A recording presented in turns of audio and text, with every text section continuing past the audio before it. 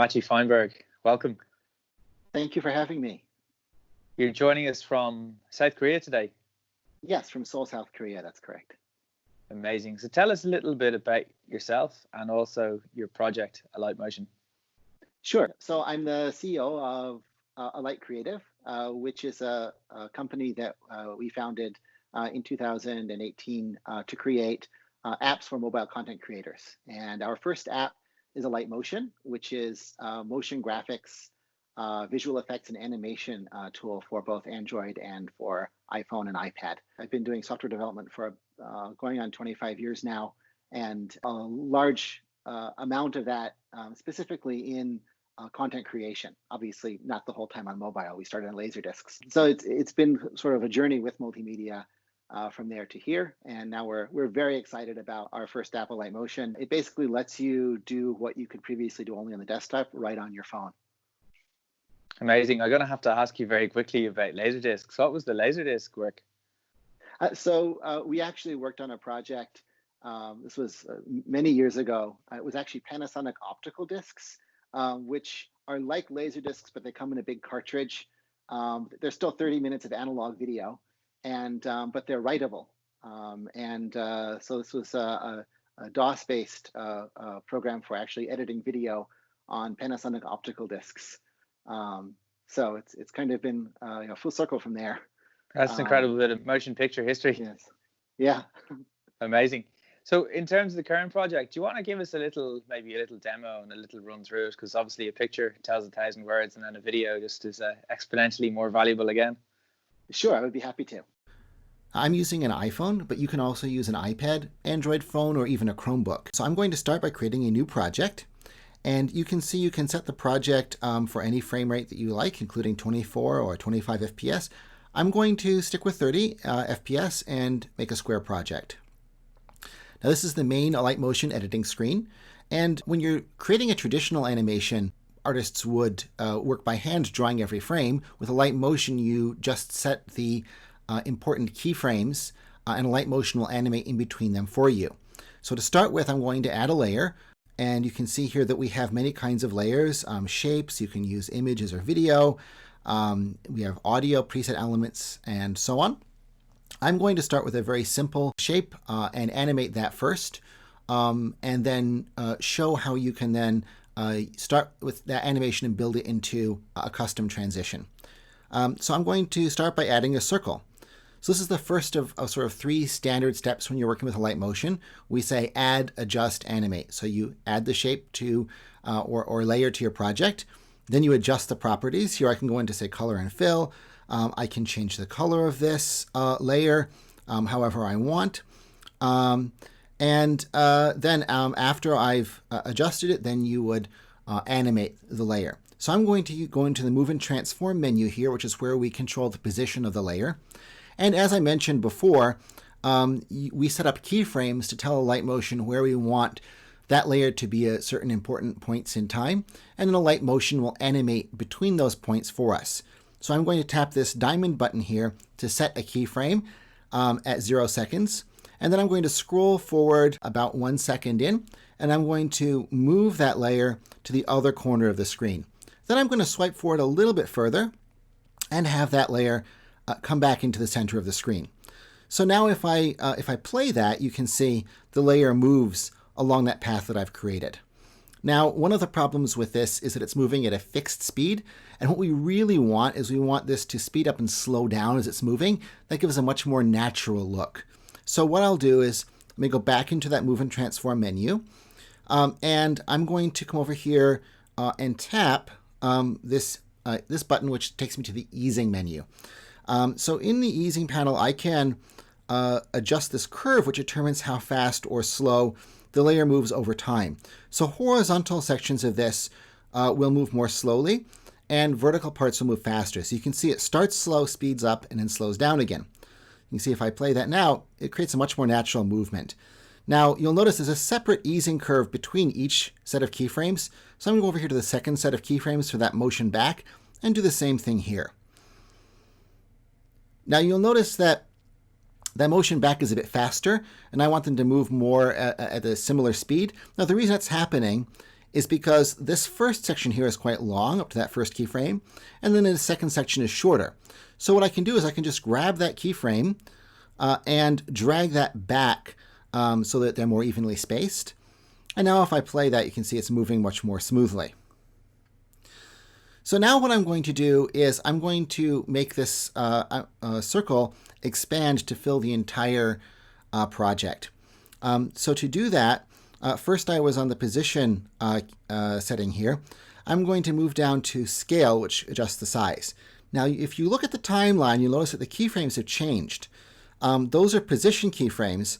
My size keyframes are separate from position. So what I'm going to do is I'm going to have it start about here. I'll add a size keyframe there, or actually we say scale keyframe. And then I'm going to have this enlarge until it fills the entire screen. Now, again, for that, I'm going to apply a curve, easing curve to it. And I'm using a preset this time because it's faster. And so now you can see it's going to move back and forth and then fill the screen. So I've very simply and quickly created this animation. And now what I want to do is show how you can use this animation as a transition between different images. You could also do video, but I'm going to use images because it's easier. Now the first thing I want to do is I actually want to make this layer a little bit longer. Right now it's only 2 seconds long. And I'm going to add some more things at the end later. So I'm just going to grab that handle and drag that out. So it's about, I'll make that about 4 seconds or so. And now what I'm going to do is I'm going to add the 2 images that I want to use. So I'll add the first one. And I'll go with this picture of roses here. And I'll position that sort of filling the screen. And I'm going to add the second image. For the second image, I'll go with this landscape. Now, if you look at the timeline, you can see I have these 3 layers stacked on top of each other. The circle is underneath, and then the 2 images are on top of it. Now, I actually want the circle to be on top, so I'm going to grab this grip at the right end of the timeline and just drag that up and place it on top. So now the circle is on top of both of those. Now, the other thing I want to do is I want to make sure these layers are the same length. So to do that, I could select one of these and drag the handle out, but there's actually an easier way to do that, which is I can long press on the header to multi-select, so I have both those layers selected. I'll scroll to the end, and I'm just going to tap this button to extend all of those to the same point. So now I have these 2 image layers on the bottom, and then that circle on top. Now, to make the transition, it's very easy. I'm going to do the same multi-select again, long press a circle, and then I'll just tap the image right underneath it. So I have the circle and the image directly beneath it selected, and that bottom image is not selected. And then I tap this button here to turn those into a masking group. So you can see now that I have this animation where the circle moves across the screen and then enlarges to reveal that second image. So now what I want to do is I want to make some changes. Let's make this start off the screen. So I'm going to select that group, which has the circle in it, and I'm going to tap the Edit Group button here. So you can see inside here I've now got a mask, the circle, which is a mask, and that image. And I'm just going to take that circle and go into Move and Transform, and take that starting point and just move it down a little bit so it's off the screen. And now I'll go back out of the group, and you can see now that comes in from outside and enlarges to fill the screen. So the last thing I want to do is this background image looks a little bit boring, just sitting there by itself, not doing anything. So I'm going to select that background image, going into Move and Transform again, and I'm going to add a little bit of animation to it, just have it enlarge a little bit. So I'll just do that. And actually, I'm going to take that keyframe and just move it down a little bit past that transition. So you can see now we have a nice transition between these 2 images. Now, the last thing I want to do is show you how you can actually build a lower third. And I could build a lower third right in here, but actually what I want to do is show you how to build a reusable lower third. So I'm going to actually go back out of this project to my list of projects and tap the plus button again to create a new project. Only this time it's not going to be a regular project, it's going to be an element. So I tap the Element tab up here. Now an element is a reusable component that you can use in multiple projects. So if you create your custom lower third that matches your branding, you can then reuse that anytime that you want. So I'm going to go in and create an element here. I'm going to add a layer, and I'm just going to create a simple rectangular background for that, and I'm going to round the corner. So I'll just grab this handle over here and round that, and I'll move this down to the bottom. And now I want to animate this. So I'll go into, this is the shape here. And you can see in here, this is the same thing that I was adjusting before. Here's the radius on the corners of that, and here's the size. So what I'm going to do is I'm going to select the horizontal part of the size there, and I'm just going to shrink that all the way down to 0. So we'll have it start there, and then I'm going to have this grow to about that wide. And so now I've created an animation there, and let me put some easing on that so you can see it. It comes in very nicely. And over here at the end, we want to go back out, so I'll add another keyframe here, and then at the end, have this go back down to 0. Let me do that to 0 here. And again, I'm going to set up easing there as well. So now I have this little background I've created for the lower third. Okay, let me just trim the end of that a little bit. Okay, so now the next step that I have here is I want to add some text on top of that. And this is very simple. You can do something much fancier if you want. So I will come over here and just make this, I'll just say title. I'm going to make that text a little bit larger. Place it on the lower third here. Make sure that's the correct width, and I'll make that a color that's easier to see over there. Again, this is very simple. You could probably do something fancier with it. And then for this text, I'm just going to have this fade in. So I'll come over here to blending and opacity. Here's where I adjust how opaque the layer is. So I'll start it at 0, add a keyframe, have it come up to 100%. And then over here, we'll have it start again here, and then go back down to 0. So now I have a very simple animation where that comes in and then goes back out. Okay, and let me just get rid of the end piece here on that text layer since we're not using that. Wonderful. Okay, so the last thing I'm going to do now is I actually want to define the points where this layer goes in and out. So when this fades in, right here is the point where it's done fading in. So I'll just come in here and say mark end of the intro. So this part here up to that yellow mark that's appeared on the timeline is intro, and this is where the outro starts. So let me just come in here and mark start of outro. So now I've created this new element. Here's how I use it. Let me just name that. I'll call it my lower third. And now I'm going to go back to the project that I created before, and I'll just scroll over here to this screen, come in to add a new layer, and over on the Elements tab, you can see here's the my lower third element. I'll just tap that, and you can see now it's appearing and disappearing. And I can actually change the length of that. Let me make that longer, and the intro and outro that we set up will be used to keep that the same length. Now the last thing to do is come in here to Element Properties, and I can change the title. So I can just change it, for example, Hello World. And done. And now if I press play, you can see how that's doing the first animation we had and then using our reusable lower third that we created. So you can see how flexible this is. In addition to that, we actually have a library of over 100 effects that you can attach to layers. So just to give you an idea of what's possible there, I'm going to go into Effects, tap Add Effect, and just swipe through here to so you can see what's available. We have two effects that I'll apply here. The first one is going to be a distortion effect, and I'm just going to add a very simple wave warp on this layer, and I'll just turn down the strength on that a little bit, just about like that.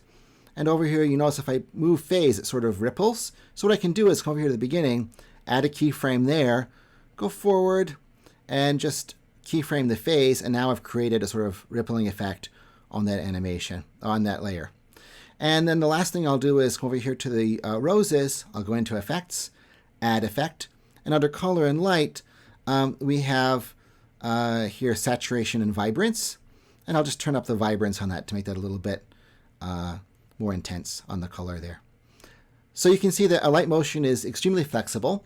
You can animate anything that you can create in the application. You can draw your own layers directly. And it's fairly quick to get started and to build something sophisticated. That's really awesome. What I really like about the product is that I was able to pick it up and get going straight away. From my perspective, I would say that it would be a wonderful opportunity to create custom graphics, to perhaps to introduce projects, and then to add a little bit more interest to a video. Is that a primary use case, or what do you consider, based on your experience so far of interacting with customers, is the most interesting aspect of the project for a customer? So we have sort of two very broad, different use cases that we fall into. One is using Alight Motion together with other video editing applications, and the other one is using Alight Motion on its own. So when you use it together with other video editing applications, some of the common use cases might be, for example, building an intro for your YouTube channel, for one. And one of the big advantages to using Alight Motion to build your intro is that if you're using another application that has just preset templates, the branding colors and other things might not match your channel. So this allows you to customize it exactly how you want. But another issue is that even if you, for example, build something with a desktop tool or outsource that to create a nice intro that matches your channel, that intro is going to be sort of pre-baked. It's going to be a pre-rendered video. Whereas if you build that with Alight Motion, you can customize it to match today's video that you're posting. I think this is very exciting, that effectively I don't have to make a new intro every day. That what I can do is I can have an intro and I can change the date, I can change the season, I can change the episode. Exactly. You can change the text in it, and it doesn't have to be text overlay. That can be integrated into the animation, all the text that makes it up. But it goes beyond that. If you want that intro to actually include a little bit of a clip from the main video itself, or let's say you're doing a video series that's seasonal and it's spring, and you want to include some photos of cherry blossoms or something in there, you can take your intro and just replace some elements in it or customize that to match.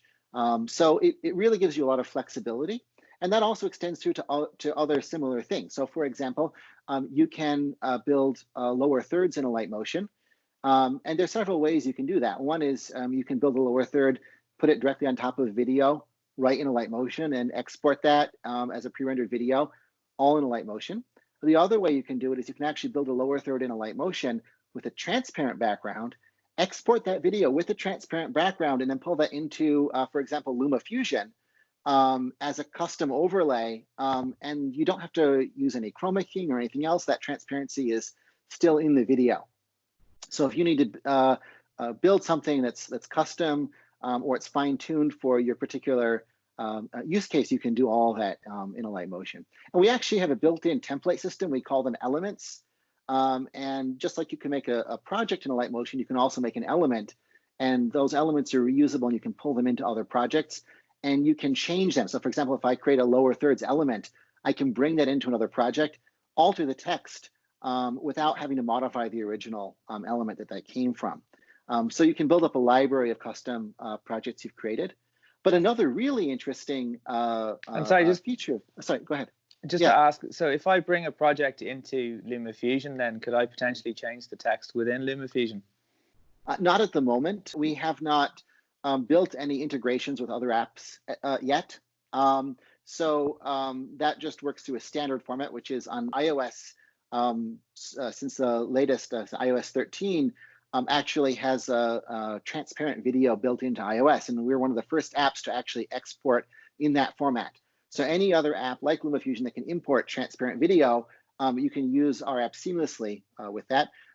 We're getting close to the point of being ready to start talking to other companies about integrating our solution so that you can have live editable text. But at the moment, we don't have any other companies or products that have agreed to do that. We're still exploring the possibilities. So that would be something very nice to have in the future.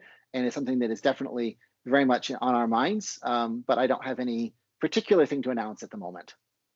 That's awesome. And just to call out as well for anyone who's watching that may not be so technically advanced, that the lower thirds are the little pop-ups at the bottom of the screen that introduce the speaker, their name, maybe their where they're from, their job title, this sort of activity. So you were going to say as well that before I interrupted you, you were going to say that there was something else that was very interesting. Sure. So one of the things that's very interesting with Alight Motion is you can actually take the elements or projects you've created, and we have a feature called project package sharing. And what that does is it allows you to send a project or an element to somebody else without rendering it as video. So that means that the other person can then import that project, and all the layers and pieces of it are still live and can be further edited. So if, for example, you don't want to do the animation yourself, or let's say you have a team and one person is doing animation, they want to send it to other people on your team or on your channel to use the same brand resources. All of that can be done. In fact, we provide several samples you can download and modify and work with yourself in the application. So there's actually a growing community of people producing elements and content like that for Alight Motion. So there's a starting point. If you're new to it, you don't have to start from nothing. But coming back to, you had asked about, what are the use cases for Alight Motion? I realize this is getting quite long. We have a lot of use cases, and like I said, that makes it very hard for us when we're trying to just promote the app. What do you start with as the key use case? So another interesting one is infographics. Think Vice. Explaining something. Exactly. So one of the things you can do with our app is you can actually create infographics, export those infographic animations, and then pull them in LumaFusion as B-roll or something, for example. So there's a lot of things like that you can build. We also have a lot of use cases that are just Alight Motion by itself. One of the things that it really excels at is building short, say 5-10 second quick social media videos. So if you're posting on Twitter, or Instagram, or whatever on the go, if you can post something with a photo, well, on Instagram it's always a photo, but if you're Twitter, text, you get certain engagement. Photo, you get more. If it moves, you get even more. And so one of the things you can do with Alight Motion is grab a photo, put it on the timeline, maybe use Chroma key to separate it into 2 layers and do a parallax animation or something like that, just to create a little bit something more interesting with that. This allows you to do sort of quick animation or motion for social media. Another feature we have is the ability to export in GIF format. So if you want to create again a GIF or something for social media, you can also do that using Alight Motion. So there's a lot of different use cases that are possible. And the final one I should mention is also just visual effects and compositing. So we have, as I mentioned, a library of over 100 effects you can attach to layers, and those include Chroma key and Luma key, color correction, and a lot of other features like that. So those can be combined together on a single layer. So if you need to apply a Chroma key, and then after that, maybe a matte choker to clean up the edges a little bit, and so on, all of those effects can be combined together and essentially in a professional quality workflow. So it's very exciting for us. We have all these different things you can do with the app. Awesome. And especially now, it's funny you mentioned Twitter and Instagram timelines, that for a lot of businesses that are really being impacted in the current environment. Obviously, if someone's watching this video in the future, hopefully we've gone through this coronavirus issue and emergency. But just in general, it's always really great if businesses or individuals can flash up little images just to remind people of that they're still alive from a business perspective, or that they've got a new product or a new service, or that there's a new video about to launch. It's really nice to be able to have a quick, be it a GIF or be it a little animation. So it's very exciting that it really is a very broad offering that you guys have. So tell us a little bit about how you got the idea to build this particular product and this particular company, because before you were involved with a very successful, very popular multi-platform editing tool called KineMaster, and now you've decided to focus on a much more specific aspect of the, I suppose, editing ecosystem. Can you tell us a little bit about why you decided to go quite niche in that way?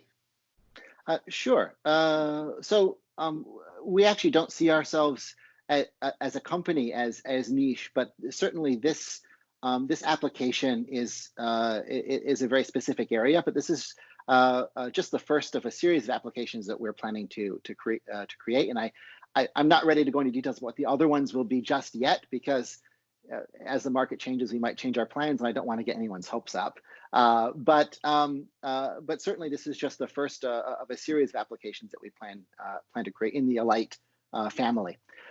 So it was very exciting to have the opportunity of working with KineMaster and being there at the very beginning. I was one of the developers there from the very first line of code.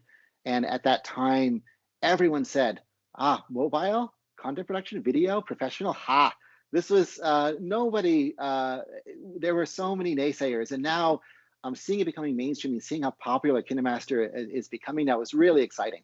And so for me, seeing the promise of what's possible on mobile devices now, seeing the quality of devices like the iPad Pro, but even the new iPad Series 7, which is for the price, it's I think just over $300 US. That for what you get from that, it's incredible. And seeing the promise of that, to us, it was just a very logical next step of saying, okay, what in the sort of content creation space, there's a lot of drawing apps. They're fantastic ones. There's a lot of video editing apps these days, but there was nothing for motion graphics. What we saw for animation was sort of hand draw each frame, onion skin animation, and that's flipbooks or animation, which is great, and you can do some fantastic things with that. But that's not really what people need. If you're a journalist, if you're doing explainer videos and you want infographics, you don't want to be sitting there hand animating every frame. And so for us, that was a very obvious gap in the market. And we were originally, when we first created Alight Motion and first launched Alight Motion, we expected this to be used mainly by only professionals, people who had some prior animation or motion graphic experience, because I like to say Alight Motion is easy. It's definitely easier than most of the desktop tools that are available for this, but there's a little bit of a learning curve because there's some animation theory. As you can see when I went through the demo, what's a keyframe and what are easing curves, that if you know this, you can create better animation. But we were really very pleasantly surprised. We did a soft beta launch, no publicity, nothing. We just opened it up on Google Play as an open beta, and it exploded. And we hadn't even built our tutorials yet. There was no explanation of what the buttons did in the app. There was no in-app guidance. The current version of the app has a tutorials tab. It links you to YouTube videos to see how to use it. There was none of that.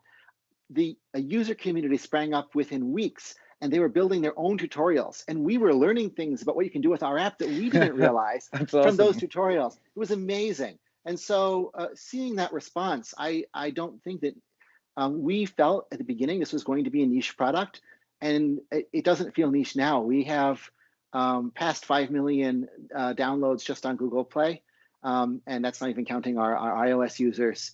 We launched iOS much later, so it's obviously smaller, but it's very exciting that we see such enthusiasm for the app, and we have an absolutely amazing community of users who engage with us, and they not only do they, if they ask for a feature, they show us why this feature is good and what you can do with it, and they teach us, and we learn, and then we build that feature, and then we can see what they do with it. It's amazing. It's an amazing interaction with our community.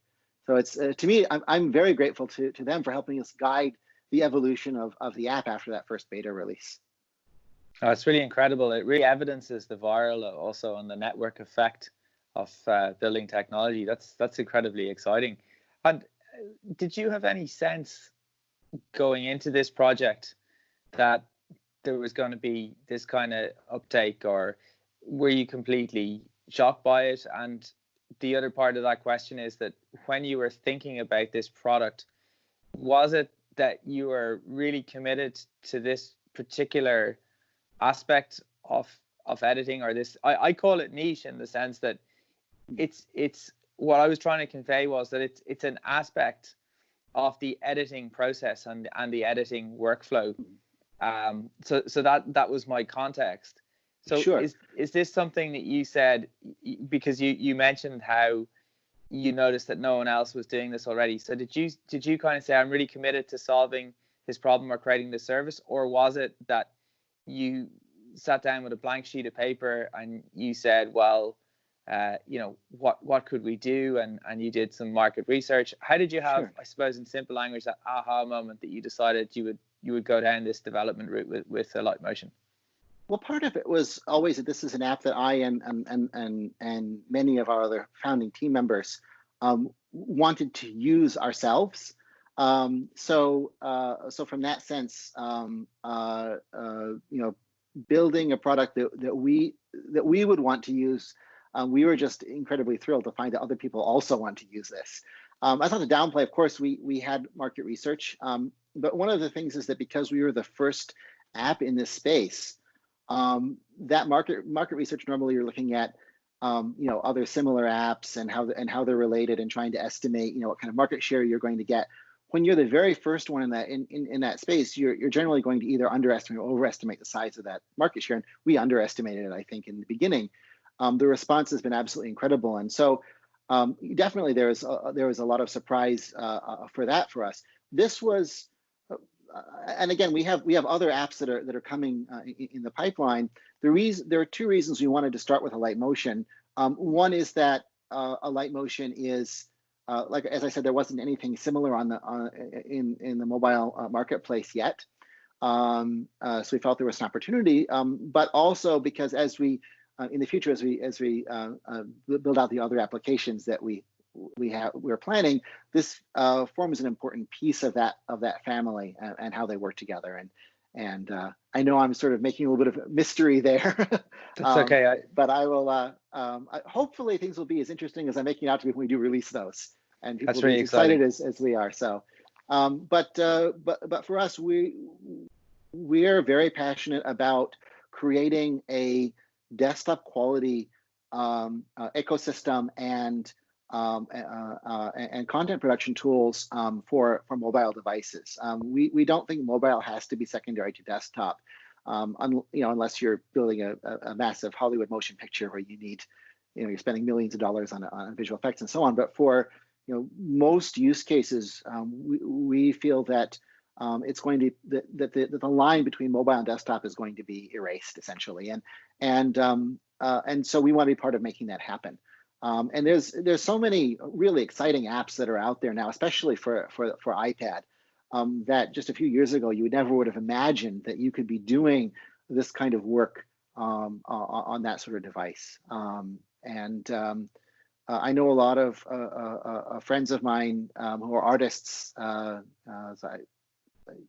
Many years ago, I lived in San Francisco and had roommates who were attending the Academy of Art University there, and so I have many artist friends who were working on the desktop using Photoshop, maybe with a Wacom tablet, something like that, and then the iPad Pro comes out with the Apple Pencil, and instead of becoming a little add-on to the workflow, that now has become their primary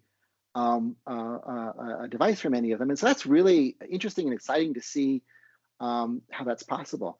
There's also a lot of people who don't have access to an expensive desktop, or in some cases even a desktop computer at all, and having something that's powerful and accessible on an affordable device really levels the playing field in terms of what content creators can do.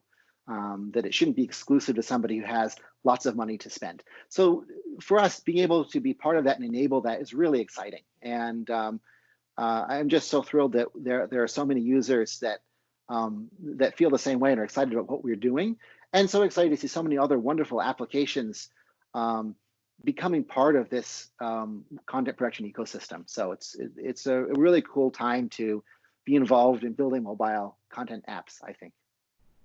It's really incredible. And if we think back to the last Apple keynote where we saw Chris Cohen from Filmic Pro up on stage, and I think that was a real big vote of confidence from Apple in this mobile content creation space. And it's interesting to see how Apple are now promoting Filmic Pro and LumaFusion. And I don't want to say that they're neglecting iMovie, but I think they're definitely focusing their energies much more so on the technology and supporting and enabling software developers. And I think that's really exciting because it enables people like yourself to have an area of expertise and understanding, and to be able to bring that into the app ecosystem, and then ultimately let the user decide to a certain extent where things are going to go, which is probably quite a step in a different direction for Apple, because traditionally it was Steve Jobs deciding what way things will go. So that's quite interesting as well on a slightly tangential point. Yeah, well, it was seeing Chris on the stage during the keynote. I almost fell off my seat. Yeah, and me too. The hairs were standing up on the back of my spine. It was incredible. Yeah, and then I'm on Twitter at the same time, and as I'm thinking, this is, I see Florian, Smart Filming, tweeted, Florian Rickert. I almost fell off my seat at the same time. I think it's like I think all of us were sitting there watching that and saying, this is finally the moment. And to see Apple giving that kind of thought to professional quality production.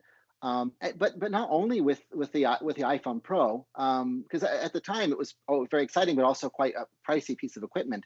But to me, another really exciting thing is that in that same keynote, they announced the iPad 7th generation, which is like under $400 device. Yeah. And they very quietly dropped us the SE as well, which is the A13 Bionic chip, which has potentially huge processing power, also for editing, although on a much smaller screen.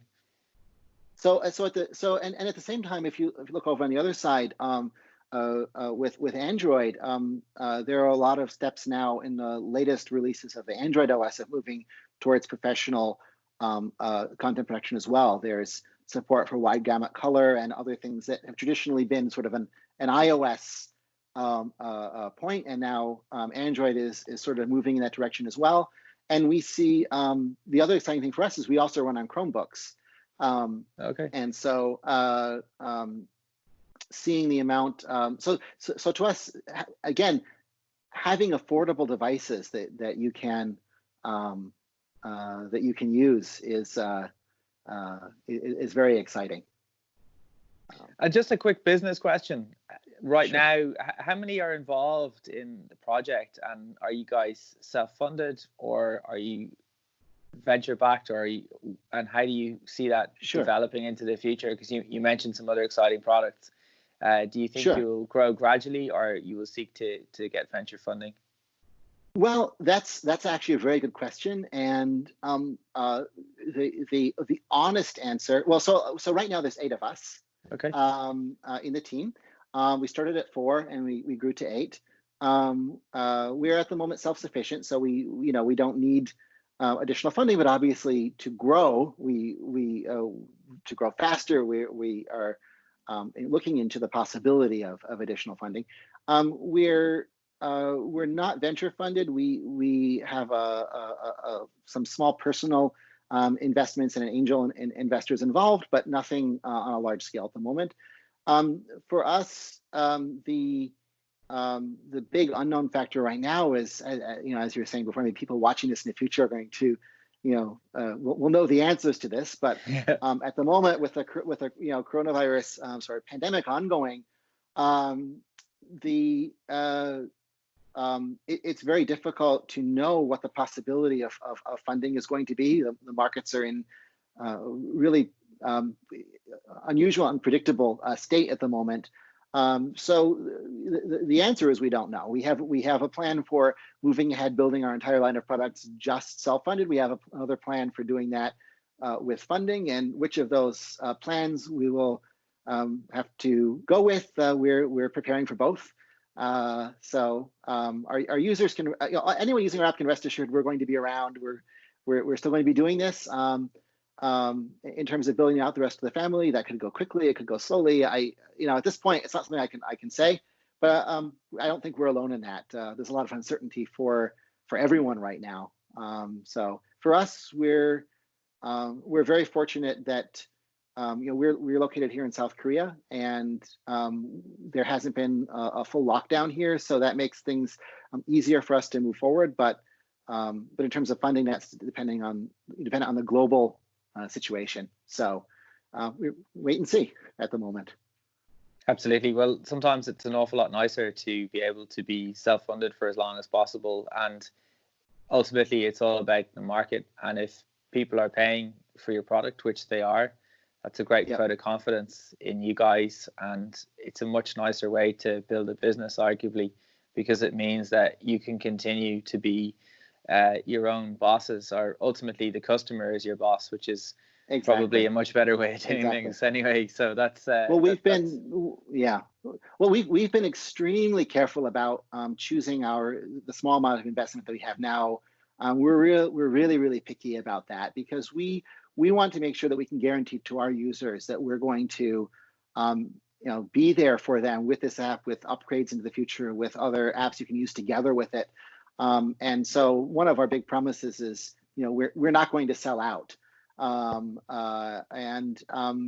So we take a lot of pride in how deeply we engage with our user community, listen to what they're saying and what their needs are, and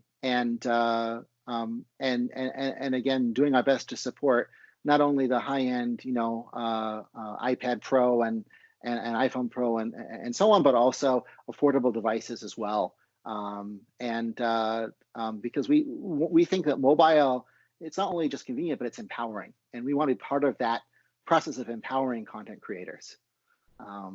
It's the best thing when you see somebody use a tool you've built to create amazing content. It's the greatest feeling in the world.